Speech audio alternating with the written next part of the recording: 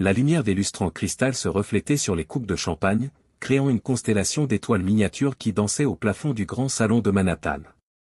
Ce soir-là, comme tous les premiers vendredis du mois, l'élite de la ville se réunissait pour célébrer sa propre existence. Les robots de couture tourbillonnaient au gré des conversations, tandis que les bijoux rivalisaient d'éclat avec les sourires calculés des invités. Personne ne remarqua vraiment quand elle franchit le seuil de la porte. Une silhouette discrète, presque effacée, qui se glissa dans la pièce comme une ombre parmi les lumières. Ruth Deschamps avançait d'un pas mesuré, ses yeux noisettes observant la scène avec une tranquille assurance. Ses cheveux châtains étaient simplement coiffés en un chignon bas, sans fioriture. Elle portait une robe grise, élégante mais sans ostentation, dépourvue de tout logo visible. Ses seuls accessoires, une fine montre au poignet et un pendentif en argent représentant une feuille d'érable, héritage de sa grand-mère québécoise. Dans l'océan de robes flamboyantes et de parfums capiteux, Ruth ressemblait à une goutte d'eau claire. Elle traversa la salle, souriant poliment au visage qui se tournait vers elle avec une curiosité non dissimulée, puis s'approcha du bar pour demander un simple verre d'eau pétillante. C'était la première fois qu'elle assistait à ce genre de soirée depuis son retour à New York. 5 années passées à Londres, puis 3 à Montréal, l'avaient tenue éloignée de ce monde qu'elle connaissait pourtant bien. Dans sa jeunesse, son père Y avait parfois emmené, lui enseignant une leçon précieuse, observer avant de parler, écouter avant de juger. Le serveur lui tendit son verre avec une légère hésitation, comme s'il se demandait quelle était sa place dans cette assemblée de privilégiés. Ruth le remercia d'un sourire chaleureux, de ceux qui illuminent les yeux avant les lèvres.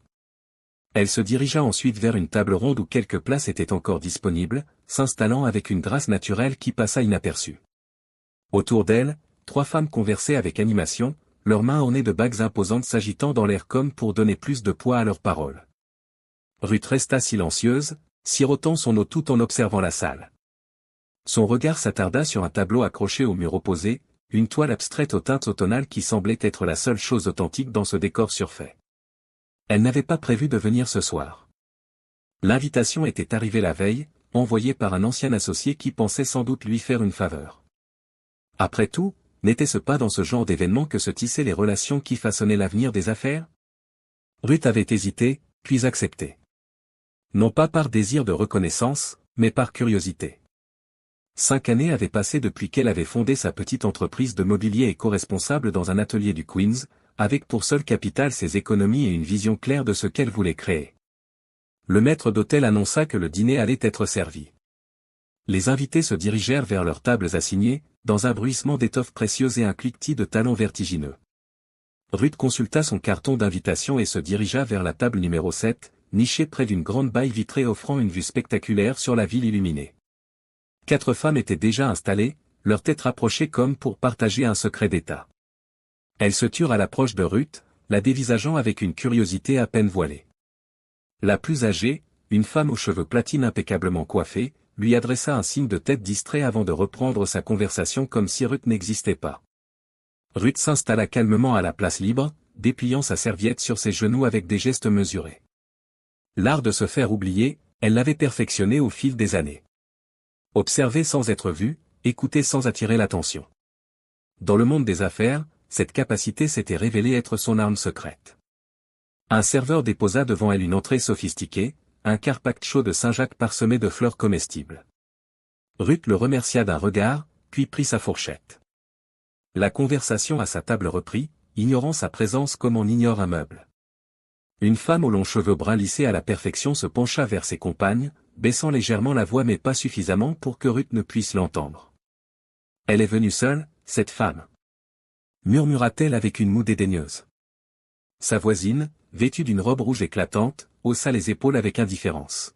« Peut-être qu'elle servira le vin plus tard, » répondit-elle en riant doucement. Une 3e femme, plus jeune que les autres, avec un visage que la chirurgie esthétique avait figé dans une expression de surprise perpétuelle, se joignit à la conversation. « Vous avez vu son sac » chuchota-t-elle. « Je me demande si elle s'est perdue en chemin vers un bréchot. » Les 3 femmes étouffèrent un rire, échangeant des regards complices. La 4e, qui n'avait pas encore parlé, observait Ruth avec une expression plus neutre, presque curieuse. Ruth entendit chaque mot, chaque inflexion méprisante. Ses doigts se crispèrent légèrement sur sa fourchette, mais son visage resta impassible. Au fil des ans, elle avait appris que le silence était parfois la réponse la plus puissante.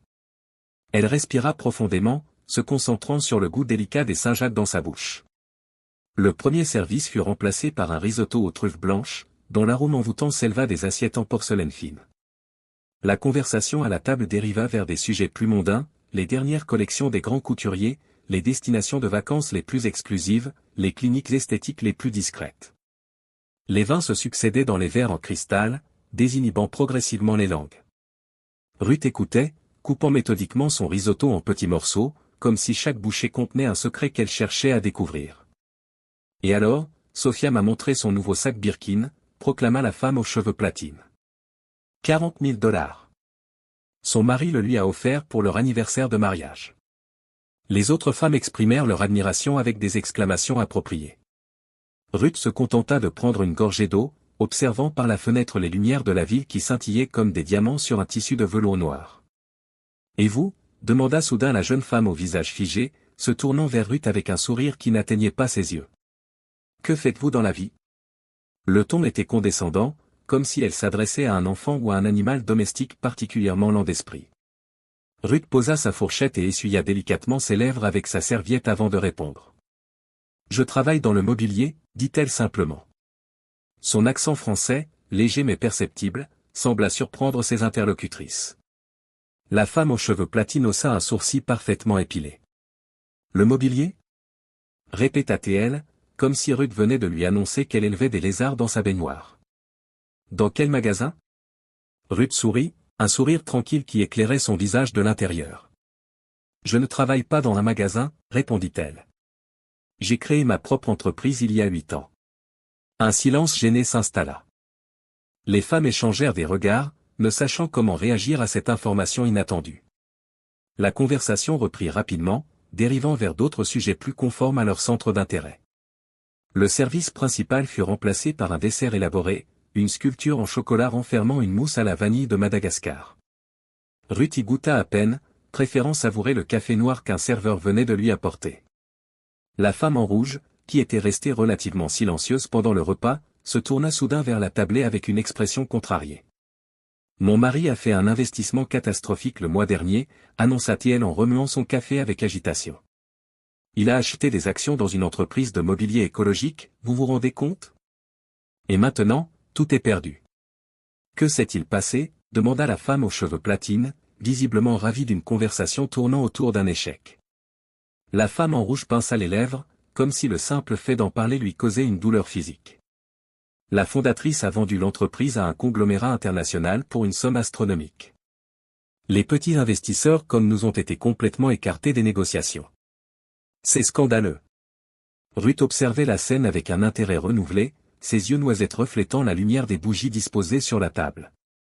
La femme au visage figé se tourna de nouveau vers Ruth, comme si elle venait seulement de se rappeler sa présence. « Et votre entreprise, comment s'appelle-t-elle » demanda-t-elle avec un sourire forcé, cherchant visiblement à être polie sans être vraiment intéressée par la réponse. Ruth reposa sa tasse de café, prenant son temps avant de répondre. Un calme étrange l'envahit, comme avant une tempête parfaitement orchestrée. « Érable vert » répondit-elle doucement. « Nous concevons et fabriquons du mobilier éco-responsable à partir de matériaux recyclés et de bois certifiés FSC. » Un silence de plomb s'abattit sur la table. La femme en rouge pâlit visiblement, sa bouche s'ouvrant et se fermant comme celle d'un poisson hors de l'eau. Les autres femmes restèrent figées, leurs regards oscillant entre Ruth et leur amie en détresse. « Érable vert » articula finalement la femme aux cheveux platine, son visage exprimant une incrédulité totale. « Mais c'est l'entreprise dont Mélissa vient de parler. » En effet, confirma Ruth avec un léger hochement de tête. « J'ai fondé Érable vert dans un petit atelier du Queens il y a 8 ans. La semaine dernière, j'ai finalisé sa vente au groupe Steiner International pour 750 millions de $. Les mots tombèrent comme des pierres dans l'eau calme de la conversation, créant des ondes de choc qui se propagèrent autour de la table. La femme en rouge Mélissa devint livide, sa main tremblant tellement qu'elle renversa son verre de vin sur la nappe immaculée. « Mais vous êtes, balbutia-t-elle, incapable de formuler une phrase cohérente. Ruth se pencha légèrement en avant, ses yeux fixés sur ceux de Mélissa avec une intensité tranquille. « Je suis Ruth Deschamps, dit-elle calmement. Fondatrice et ancienne PDG d'Érable vert. Et pour répondre à votre question précédente, non, les petits investisseurs n'ont pas été écartés des négociations. Au contraire, ils ont reçu une prime substantielle lors de la vente. Si votre mari a perdu de l'argent, c'est qu'il a probablement vendu ses actions en panique lorsque la rumeur de l'acquisition a commencé à circuler. Une erreur classique pour les investisseurs, comment disiez-vous? Ah oui, catastrophique. Un silence assourdissant s'abattit sur la table. La femme aux cheveux platine avait la bouche entr'ouverte, comme figée dans une expression d'horreur. La jeune femme au visage déjà figé semblait avoir perdu toute mobilité, tandis que la quatrième femme, qui était restée silencieuse, observait la scène avec un mélange de stupéfaction et d'admiration. Ruth reposa sa serviette sur la table et se leva avec une grâce naturelle. Elle ramassa son sac à main, un modèle en cuir véritable mais sans logo tapageur, et adressa un sourire poli à ses compagnes de table. « Je vous remercie pour cette soirée, dit-elle d'une voix douce mais ferme. C'était révélateur. Sans attendre de réponse, elle se détourna et traversa la salle, aussi discrètement qu'elle y était entrée. Des regards la suivirent, certains intrigués, d'autres admiratifs, mais Ruth ne leur prêta aucune attention. Elle avait appris il y a longtemps que la véritable valeur d'une personne ne résidait ni dans ses vêtements, ni dans ses possessions, mais dans sa capacité à rester fidèle à elle-même malgré les pressions extérieures. À l'extérieur du bâtiment, l'air frais de la nuit new-yorkaise l'accueillit comme une vieille amie. Ruth respira profondément, sentant la tension de la soirée s'évaporer progressivement. Un homme en uniforme sombre s'approcha d'elle. « Madame Deschamps ? Votre voiture est prête. » Elle le remercia d'un signe de tête et le suivit jusqu'à une Rolls-Royce fantôme d'un noir profond, garée discrètement un peu plus loin. Pas d'ostentation, juste une élégance sobre qui correspondait parfaitement à sa propriétaire. Le chauffeur lui ouvrit la porte, et Ruth se glissa sur la banquette en cuir souple. Alors que la voiture s'éloignait en silence, elle aperçut dans le rétroviseur les silhouettes de Melissa et de ses amis qui sortaient précipitamment du bâtiment, comme pour la rattraper. Trop tard. Le véhicule se fondit dans la circulation nocturne de Manhattan, emportant Ruth vers son appartement situé dans un immeuble art déco de l'Upper East Side. Elle avait acheté ce Penthouse il y a 2 ans, attirée non pas par son prestige, mais par la vue imprenable qu'il offrait sur Central Park et par la lumière qui l'inondait dès le lever du soleil. Durant le trajet, son téléphone vibra. Un message de son avocat lui annonçait que tous les documents relatifs à la création de sa fondation avaient été finalisés. Dès demain, la fondation Érable Vert commencerait officiellement son activité, avec pour mission de soutenir des projets écologiques innovants et d'offrir des bourses à des jeunes issus de milieux défavorisés pour qu'ils puissent étudier le design et l'artisanat. Ruth sourit, un sourire sincère cette fois, qui illumina son visage. L'argent n'avait jamais été sa motivation principale.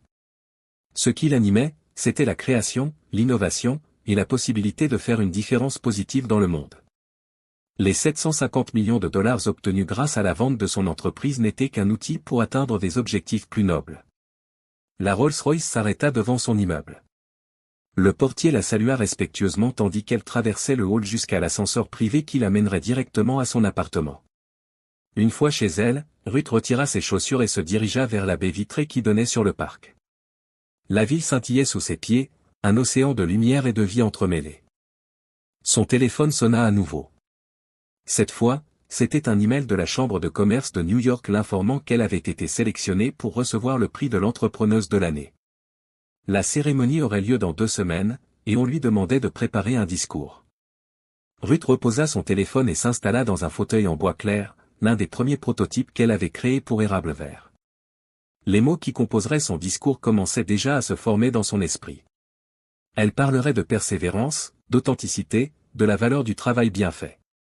Elle évoquerait peut-être aussi cette soirée, sans nommer personne, bien sûr, mais pour illustrer comment les apparences peuvent être trompeuses et combien il est dangereux de juger les gens sur leur apparence extérieure. Un sentiment de paix l'envahit alors qu'elle contemplait le chemin parcouru. De son enfance modeste au Québec jusqu'à ce Penthouse new-yorkais, elle avait traversé de nombreuses épreuves, essuyé d'innombrables refus, surmonté des obstacles qui auraient découragé bien des entrepreneurs. Mais jamais elle n'avait renoncé à ses principes, jamais elle n'avait sacrifié son intégrité sur l'autel du succès facile. Les lumières de la ville semblaient lui murmurer une vérité essentielle, la véritable richesse ne se mesurait pas en dollars ni en possessions matérielles, mais en liberté. La liberté de rester fidèle à soi-même, de vivre selon ses propres valeurs, de créer des choses significatives qui perdureraient bien après sa disparition. Ruth se dirigea vers sa chambre, passant devant le mur où était accroché son diplôme de l'école de design de Montréal, à côté d'une photo en noir et blanc montrant une petite fille assise sur les genoux de son grand-père dans un atelier de menuiserie. C'est là que tout avait commencé, dans cet atelier empli de copeaux de bois et de rêves, où son grand-père lui avait appris que la beauté résidait souvent dans la simplicité et que la qualité ne s'annonçait jamais à grands cris. Elle s'arrêta devant son dressing, observant les vêtements soigneusement rangés, des pièces de qualité, intemporelles, choisies pour leur confort et leur élégance discrète plutôt que pour les logos qu'elles arboraient. Ruth n'avait jamais ressenti le besoin de proclamer sa réussite à travers des signes extérieurs de richesse. Son succès parlait de lui-même, à travers ses actions et ses créations. Demain serait une nouvelle journée, le début d'un nouveau chapitre. La vente d'érable vert ne marquait pas la fin de son parcours entrepreneurial, mais plutôt une transformation. Déjà, de nouvelles idées germaient dans son esprit, des projets qui allieraient son amour du design à son engagement envers l'environnement et la justice sociale. Ruth se prépara pour la nuit, échangeant sa robe grise contre un pyjama en soie écologique. Avant de se mettre au lit, elle s'approcha de la fenêtre une dernière fois. Quelque part dans cette ville illuminée, Mélissa et ses amis étaient probablement encore en train de discuter d'elle, essayant de comprendre comment elles avaient pu passer à côté de la véritable identité de cette femme discrète au chignon simple. Un léger sourire flotta sur les lèvres de Ruth tandis qu'elle éteignait la lumière. Ils avaient ri de la mauvaise personne, jugée sur les apparences sans percevoir l'or qui brillait à l'intérieur. Une leçon que, peut-être, ils n'oublieraient pas de sitôt. Dans l'obscurité de sa chambre, Ruth s'endormit paisiblement, enveloppée dans la certitude tranquille d'être exactement qui elle voulait être, ni plus, ni moins. Une femme authentique dans un monde d'illusions, une millionnaire invisible qui avait trouvé la plus précieuse des richesses, la liberté d'être soi-même.